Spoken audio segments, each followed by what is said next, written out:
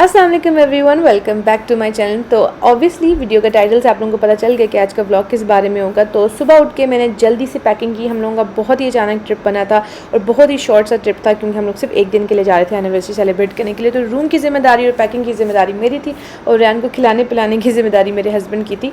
तो इस तरह की जब हालात होते हैं ना, तो दोनों मियाँ बीवी को मिलजुल के ही काम करना पड़ता है। तो जल्दी जल्दी से मैंने पैकिंग कर ली थी, रूम साफ़ कर लिया था, क्योंकि जब बंदा वापस आता है ना तो रूम गंदा हो तो बिल्कुल मज़ा नहीं आता, बंदे का मूड ख़राब हो जाता है। तो यहाँ पर हम लोग रवाना हो चुके थे अपने इस्लामाबाद के ट्रिप के लिए और बहुत मज़ा आया। मौसम बहुत अच्छा था, आगे आप चल के देखेंगे कि मरी तो बहुत ही हसीन हुआ था, बारिश हो रही थी, बादल नीचे आए हुए थे, बहुत ही रोमांटिक मौसम था।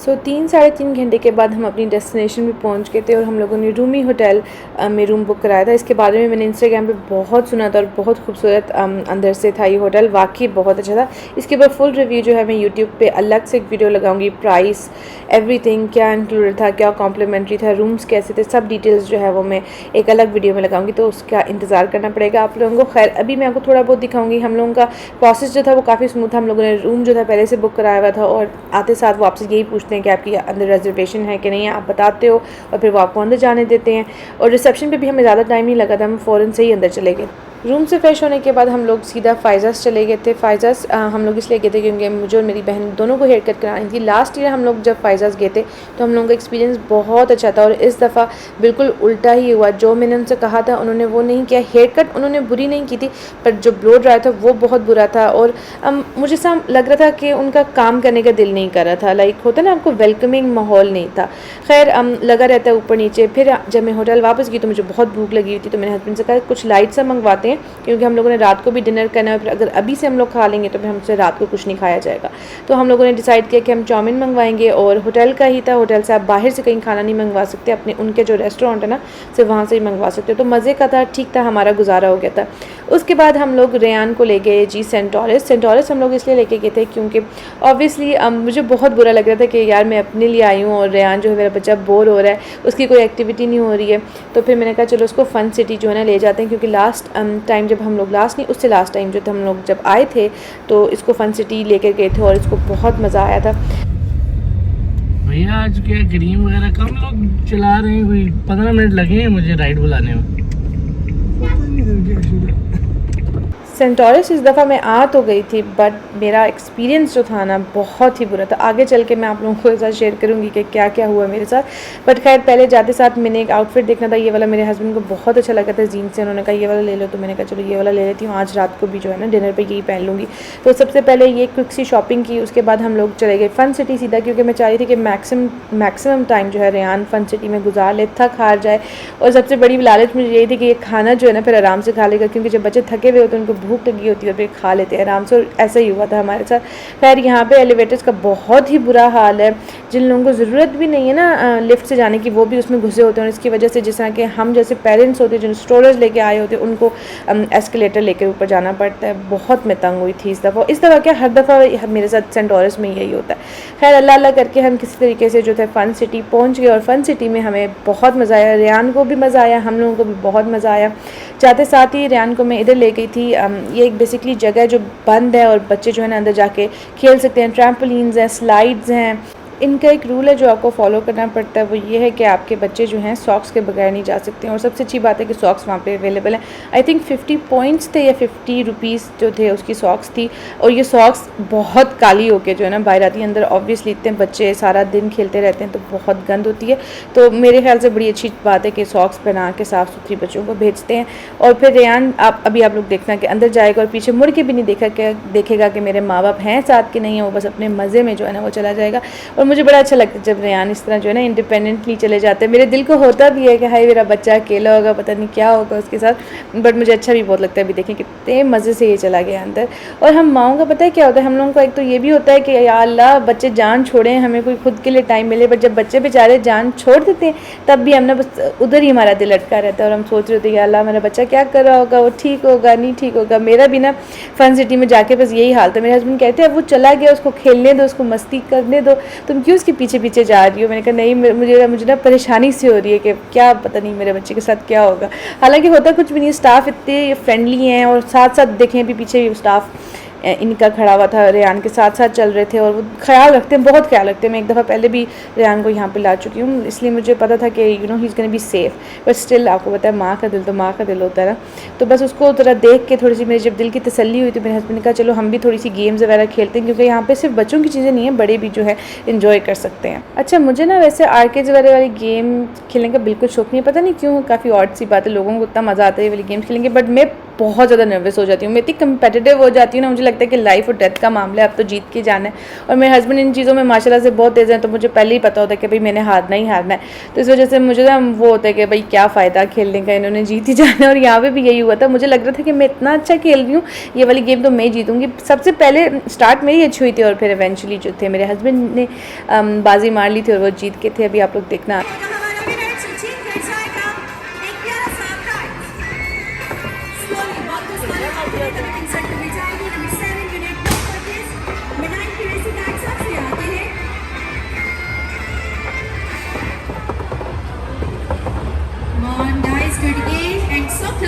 Every race has a winner.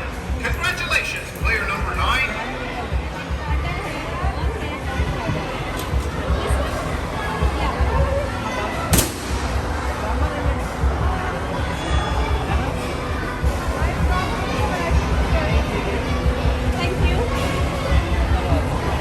पहली गेम से हारने के बाद भाई मेरा मूड तो बड़ा ऑफ हो गया। मैंने कहा अब मैं नहीं खेलती हूँ, क्योंकि आप जो है ना हर गेम ही जीत जाते हैं, तो मेरा खेलने का कोई फ़ायदा नहीं है। मैं वैसे भी इन आर्केड वाली गेम्स में इतनी कोई स्मार्ट नहीं वर्ड होगा, लाइक इतनी तेज़ नहीं हूँ, मुझसे खेली नहीं जाती।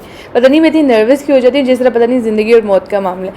फिर मेरे हस्बैंड को जी बास्केटबॉल वाली ये जो गेम होती है ना, ये नज़र आ गई थी और इनको बहुत अच्छा लगता है बास्केटबॉल खेलना, खेला भी अपनी स्कूल लाइफ में काफ़ी। तो फिर ये यहाँ पर आप देख सकते हैं कि ज़्यादा शोधे हो रहे थे और फिर इन्होंने काफ़ी सारे टिकट्स जीत लिए थे। फिर टिकट्स को बेसिकली आप फन सिटी में अगर आप पहले कभी नहीं गए हो, शायद आप लोग गए हो, मुझसे ज़्यादा ही गए होगे, तो बेसिकली आप इस मशीन में लेके जाते हो, फिर आपके पॉइंट्स वो आपको बताता है और फिर आप इस बूथ पे जाते हो जहाँ पे जितने आपके पॉइंट्स होते हैं ना उस हिसाब से आप चीज़ें ले सकते हो। तो हमारे मर के बने थे जी 80 पॉइंट्स और फिर 80 पॉइंट्स में इतनी चीज़ें नहीं थी। सारी मैंने लेने के लिए की भैया, ये पर्पल में दे दो। क्या कह रहे हैं? ये सारी मैंने की है ना अभी तक, तो इस सीरीज के लिए नहीं, इसी गेम के लिए भी है। ये पर्पल वाली भी और ये बाउंसी बॉल्स रहती हैं।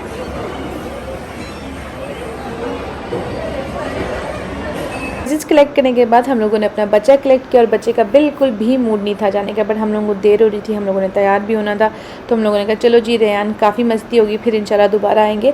अभी आगे आप लोग देखना कि जो मैं आपसे एलिवेटर वाली बात करी थी ना, यहाँ पे कोविड है, फिर भी आप यकीन माने 3 से 4 लोग होने चाहिए एलिवेटर में, बट लोग जो है ना घुसे ही चले जाते हैं और मतलब सारा मूड ख़राब हो जाता है।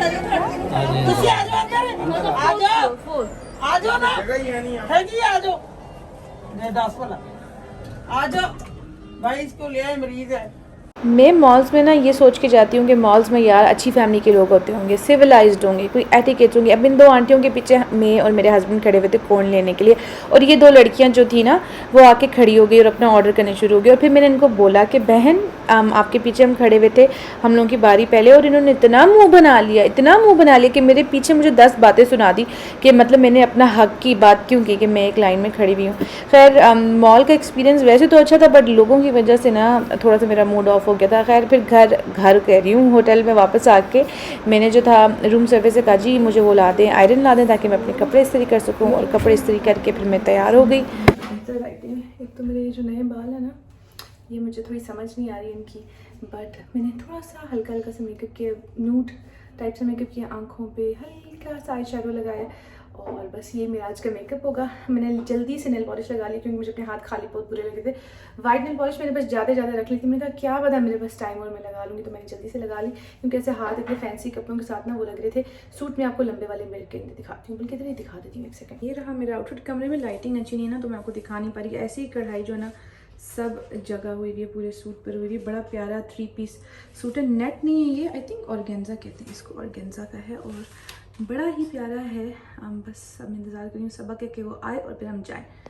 हम लोग रेडी हो चुके हैं। ये मेरा आउटफिट है पूरा। आई नो यहाँ लाइटिंग अच्छी नहीं है, कपड़ों की इस्त्री ख़राब हो चुकी है बैठ के। और ये मैंने हील्स पहनी हैं, आई डोंट रिमेंबर मैंने कहाँ से ली हैं, मैं स्क्रीन पे मेंशन कर दूँगी कि मुझे याद आया।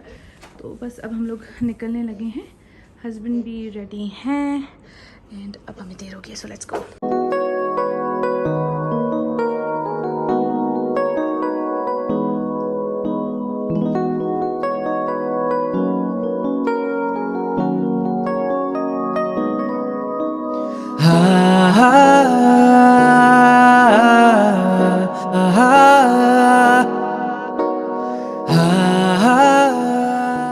सानू एक पल चैन ना आवे, सानू एक पल चैन ना आवे, सजना तेरे बिना, सजना तेरे बिना। साडा कलिया जी नहीं लगना, साडा कलिया जी नहीं लगना, सजना तेरे बिना, सजना तेरे बिना।